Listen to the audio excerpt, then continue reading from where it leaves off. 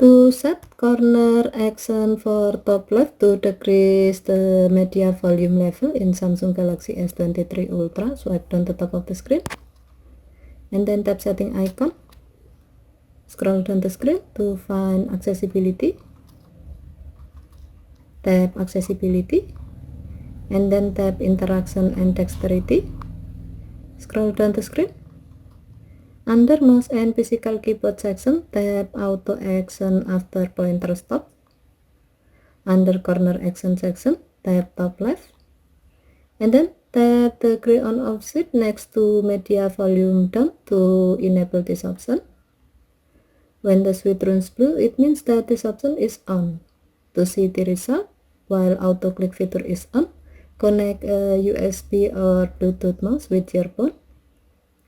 Once done, now you can easily decrease the media volume level by hovering and stopping your mouse pointer on the top left corner of the screen.